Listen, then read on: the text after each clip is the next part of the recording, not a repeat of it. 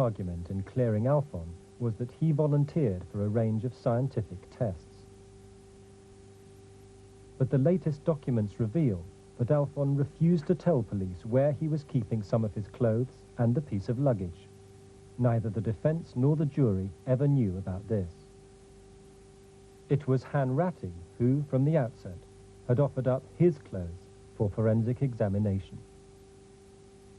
Peter Alphon watched in court as Aycott ruled him out as the A6 murderer.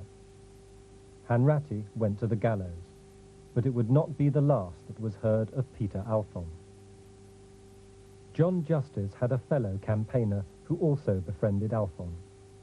As a barrister and member of the establishment, I couldn't really believe that this sort of thing could happen.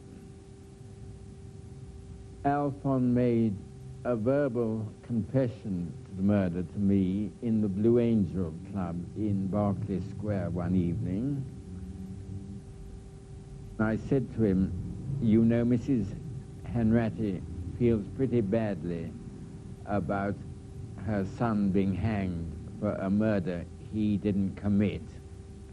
And the look of anguish that came over Alphon's face at that moment finally convinced me that he was indeed the A6 killer. A private confession just 3 months after the execution. 5 years later, Alphon went to Paris, called a press conference, and made a public confession. The real reason why I've confessed, and I said it at the press conference, is that I want to drag the name of British justice in the mud, where it belongs. I think I neglected to say that at the press conference, where it belongs, in the mud. I might be inviting a lynching, but I think, you see, the thing is this murder happened 6 years ago, and they've hanged someone wrongfully.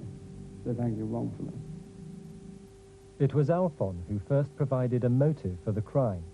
He said he was asked by someone close to the Gregston family to frighten Valerie Story and Michael Gregston so that Gregston would return to his wife and children. Alphon said he had a mission. Crusade was against indecency, immorality. Those two things, that's enough, isn't it?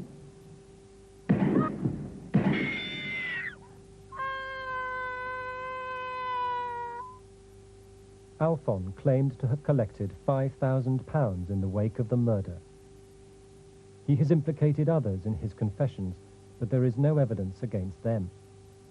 But there was more to connect Alphon with the A6 murder. A newly discovered document reveals that Alphon later told other Metropolitan policemen, "There can't have been any fingerprints in the car, otherwise mine would have given me away." If you were charged in the future, how would you take that? With the A6 murder? Yes. I should be, well, if I said I'd be delighted,